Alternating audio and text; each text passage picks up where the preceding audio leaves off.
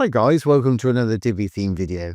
This is Jamie from System 22 and we're designertechtips.com. Well, we got a great one for you today. We're playing with Divi 5 again today. We built this page here. You'll notice that on the left hand side as we scroll down, there's a little icon there. Now anywhere on this page, if I decide to click on that icon, it's got a little email thing. Got a pop-up email form and it's in fixed position. Stays there as we're rolling up and down the site. Bit like a light box, it's darkened out the site a little bit. They can fill it out, send it off, or just close it down. If they want to close it down with a little X right there, and they're back to normal again. Just to show you one more time. Now, we've done this plenty of times with Divi 4, but with Divi 4, we had to add some JavaScript and CSS to make it work. With Divi 5, you don't have to. We're using a new interactions feature to do this today. So no coding involved whatsoever. Let's get started. I've got this page open. I'm going to go down, undo everything that I've done here. Okay, so we're just left with the page here. First thing I'm going to do is add the icon that we want to place on our site. It doesn't matter too much where you place these things because we're going to be using a bit of fixed positioning. So let's just add another little row here. Green button to add a row. The only thing you want to make sure you don't put the opening icon in the same row as your contact form you're going to hide. So I'm just going to use regular column, single, and inside I'm going to use an icon module right there. Let's find an email. That one will do just fine. I'll leave it the default color, but I do want it a lot smaller. I'm going to go over to design for that, into the icon here. And I think I used 35 before. Obviously adjust to taste, and we're using pixels. That's great. Now the row that it's actually sitting in, we can go up here and we can backtrack. There's the icon, there's a column it's sitting in, there's the row. Or you can just click on the green tab here. I want to give it a background. Background's always under content here. I'm going to give it a black background by clicking on a field there and just dragging it down.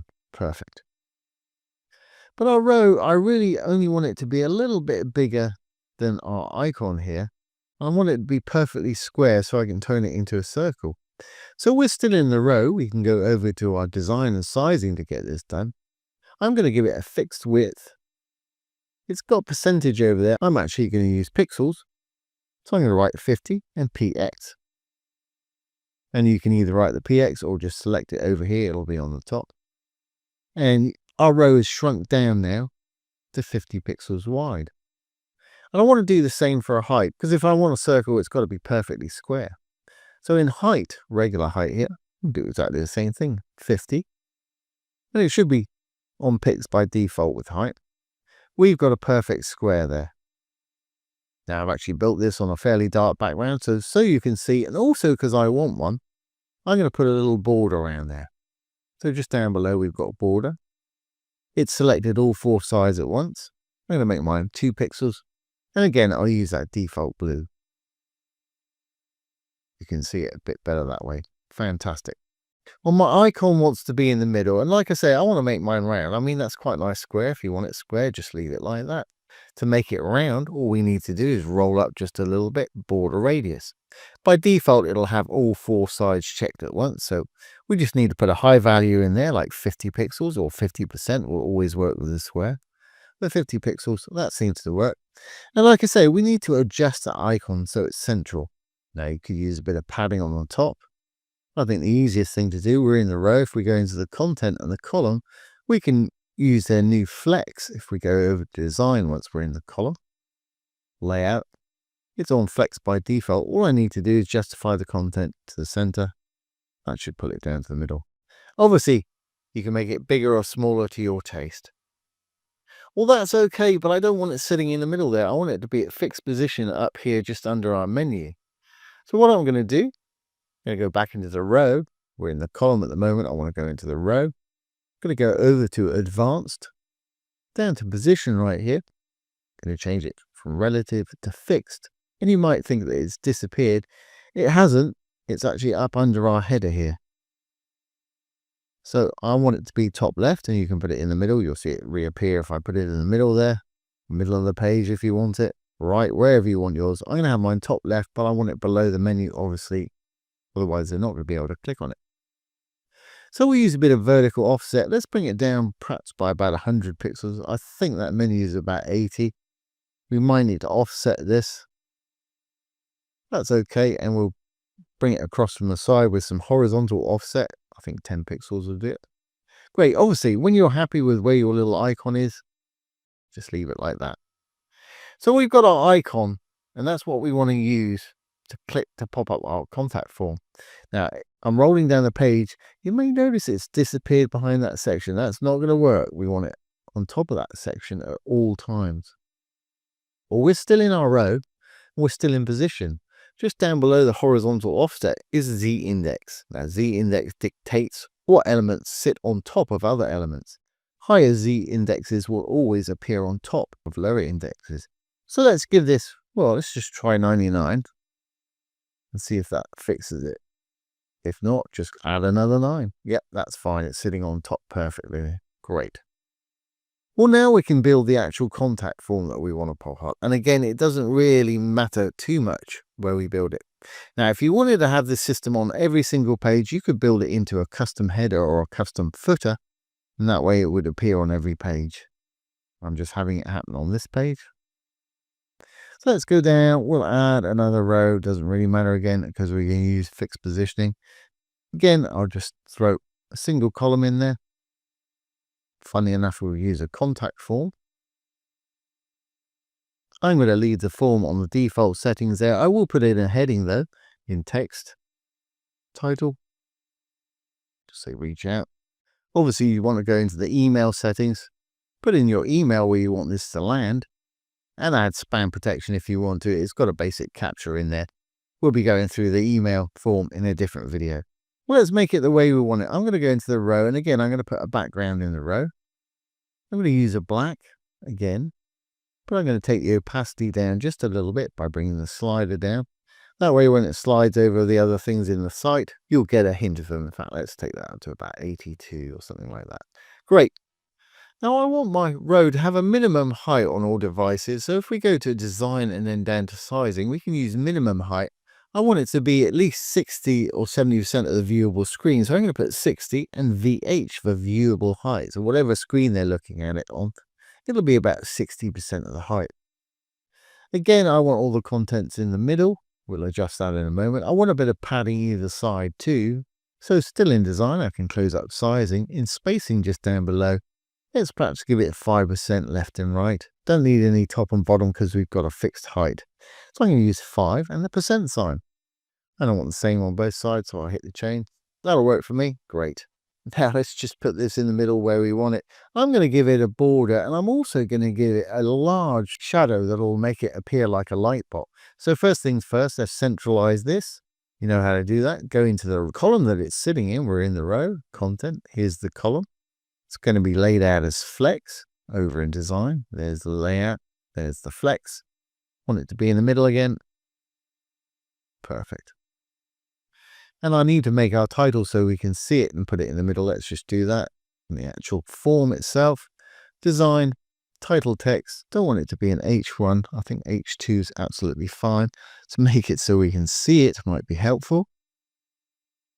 And we'll capitalize it and throw it in the middle. That'll work for me. Now if we go back to our row, to make it stand out, like I say, I'm going to go to design. I'm going to give it a 2-pixel white border. Selected all sides. 1, 2. I'm going to make it white. You won't really see a whole lot on this because it's white on white there. But now I'm going to add a bit of shadow behind it. Box shadow just down below. And I'm going to go a little crazy with my box shadow. And then you will see the border. I'm going to use preset 1 there that goes all around. But for box shadow blur strength, I'm going to make that 50. And the spread strength, I'm going to make 500. Watch what happens. It's spread it out. You see that white border now. And I'm also going to bring that color opacity a bit back in because I want to make it darker. So I'm just going to click on the color field. There's the opacity slider, the variegated one. I'm going to bring it up so that gets a bit darker. Perfect. Okay, well, let's add the interactions to make these things do what they want. I'm going to make this in fixed position and hide it in a minute. Now we're in the row. I'm actually going to give it a name. It'll make it much easier to find once we're actually working with interactions. So under content, you'll always find admin label at the bottom there.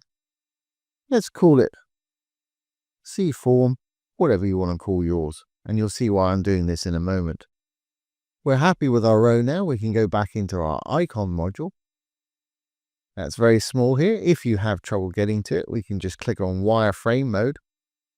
Roll up, there's our contact form. Here's our icon. We'll click on the icon. Once we're in the icon again, we can switch back to regular view. Roll over here to the icon. We can go over to our advanced. You'll find a new interactions tab. I'm going to click on it. I'm going to add an interaction. Well, what do we want to happen? When we click on it, we want it to show our contact form. Down below, what module is it? Well, it's that row that we gave the admin label of C form. There it is right there. And that's why it makes it so much easier, because when you select, it shows you everything on the page here. If you give it that admin label, it makes it a lot easier to find. When we're happy, we just need to click save. Now, once this pops up, they've got to have a way of closing it. So I'm going to go into my form. I'm going to add another module. Again, I'm going to use an icon right there. I'll leave it on the default color. I want a closing icon. That'll work fine right there. A little bit big again. Again, I'll use the same size, which is about 35, I think. Perfect. But I want to put it up here out of the way. You know how to do that. Just go over to Advanced and Position. Switch it from the default. This time I'm going to use Absolute. It's put it up on the top left. I want it on the top right, but I want it down a little bit. So let's perhaps try 50 pixels vertical offset. That's going to work perfectly. Now then, when they click on that little X there, I want it to hide this particular module here, or this row basically.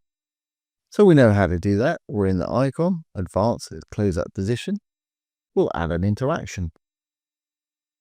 When they click on it, I want it to hide element. Which element? We gave it that admin label, C form. Perfect.